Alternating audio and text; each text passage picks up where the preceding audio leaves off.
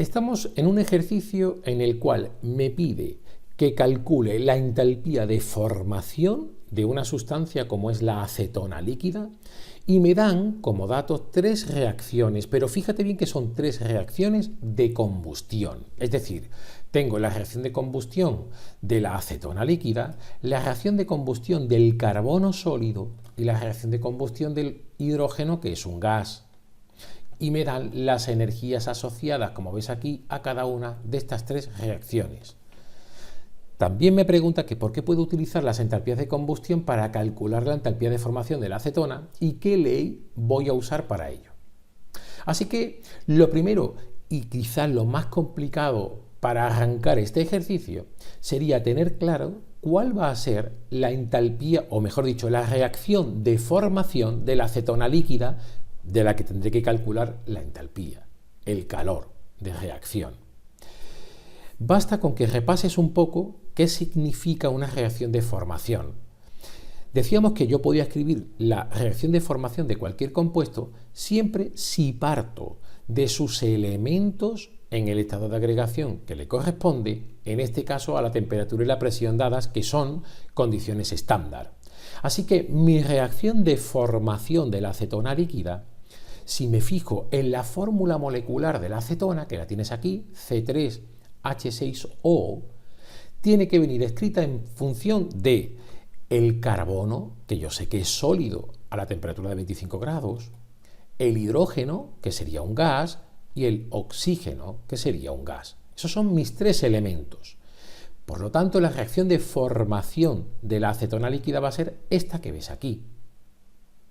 Fíjate que yo lo que hago es, para obtener la acetona, escribir los elementos que te he dicho, pero fíjate que en la fórmula molecular tengo que hay 3 átomos de carbono, por lo tanto tengo que multiplicar por 3 aquí delante para que esté, podríamos decir, ajustada la reacción. Otra cosa importante es que el hidrógeno, que aquí hay 6 átomos de hidrógeno, es un elemento diatómico.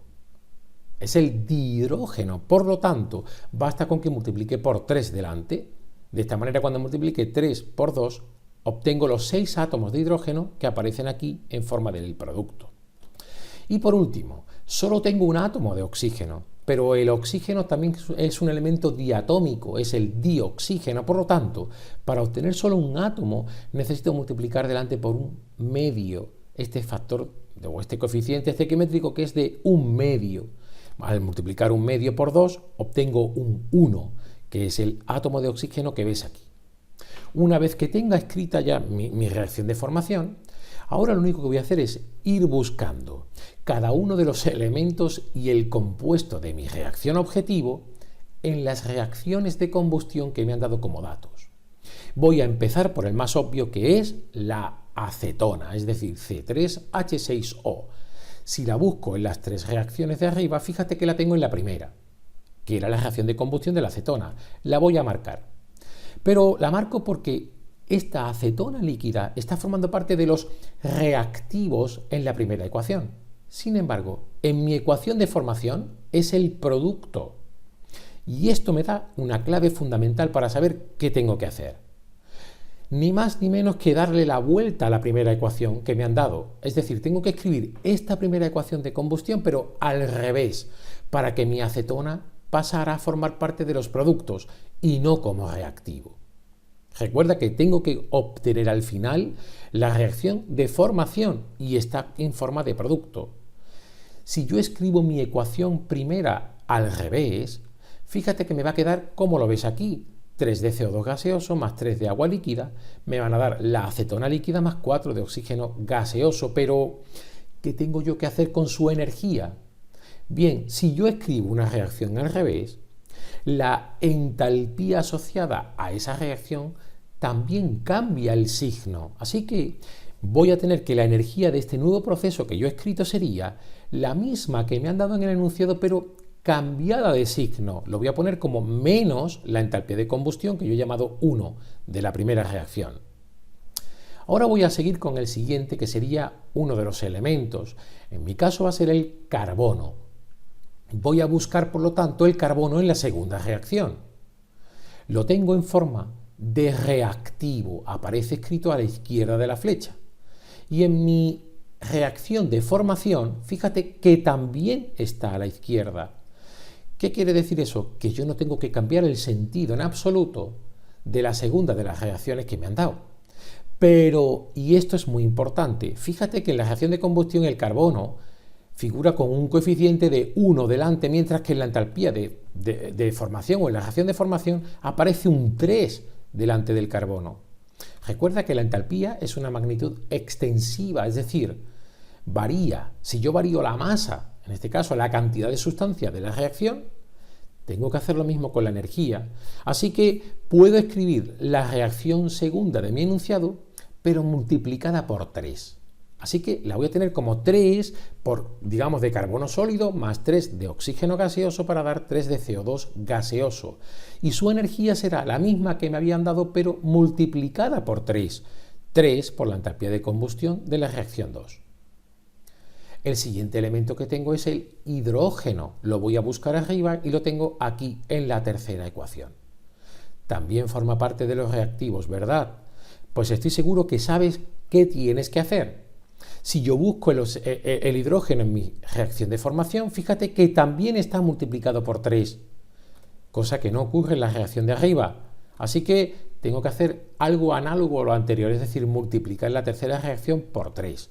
Y me quedaría 3 de hidrógeno gaseoso más, cuidado, aquí teníamos un coeficiente estequiométrico de 1/2.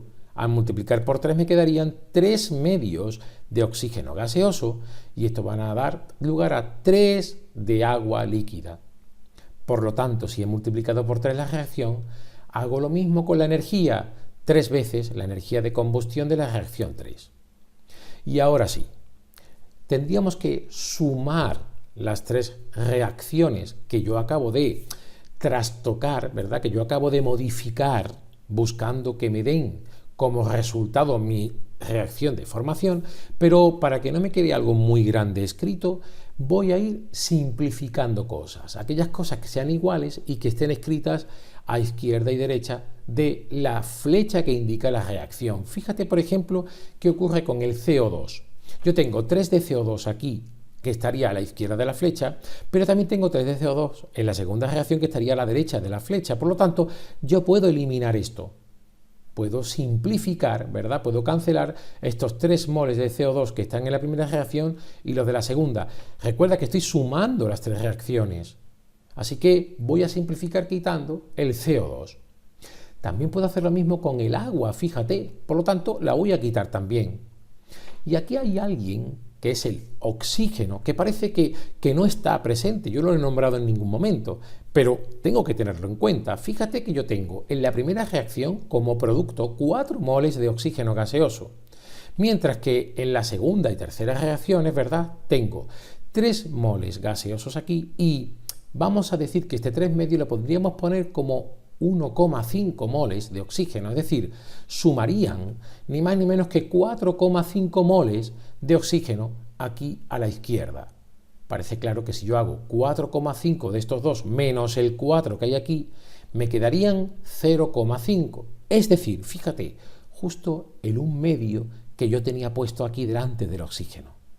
Así que si sumo estas 3 reacciones, voy a obtener ni más ni menos que la reacción de formación de la acetona líquida. He conseguido la reacción objetivo. Pero claro, sigo sin saber por ahora cuál es su entalpía de formación. Pero claro, voy a hacer exactamente lo mismo. Las entalpías son aditivas. Si yo he sumado estas 3 reacciones y sus energías asociadas son estas que yo había modificado, la entalpía de formación será ni más ni menos, como ves aquí, que la suma de estas 3 energías que están pintadas de azul. Es decir, menos la entalpía de combustión de la primera reacción, más 3 veces la entalpía de combustión de la segunda, más 3 veces la entalpía de combustión de la tercera. Solo tengo que coger los datos que me habían dado asociado a cada una de las reacciones y colocarlos aquí.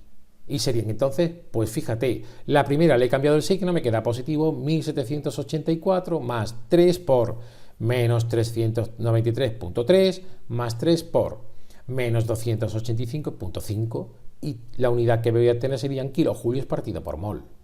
Si hago la operación, obtengo menos 252.4 kilojulios partido por mol. Y esta sería la entalpía de formación de la acetona líquida. ¿Por qué puedo usar las entalpías de combustión para hacer este cálculo? Bien, pues lo puedo hacer porque las entalpías, ¿verdad? O la entalpía es una magnitud que decimos que es una función de estado. Eso es tremendamente importante. Y quería decir que la entalpía de un proceso solo depende del estado inicial y final, pero no de cómo yo llegue desde ese estado inicial al estado final. Por lo tanto, yo puedo tranquilamente dibujarme el camino que quiera, que es justamente lo que he hecho. He cogido 3 reacciones de combustión, he jugado con ellas, ¿verdad? Las he ido cambiando, de manera que al sumarlas he obtenido justo el proceso de formación. Insisto, esto es posible porque la entalpía es una función de estado. ¿Y qué ley estoy aplicando? Pues ni más ni menos que la ley de Hess, que me dice que precisamente porque la entalpía es una función de estado, yo puedo calcular la energía asociada a cualquier proceso siempre en forma de suma de procesos, ¿verdad? Y por lo tanto la energía de ese proceso sería la suma de las entalpías de los procesos que yo haya usado. Con esto queda realizado, queda finalizado el ejercicio.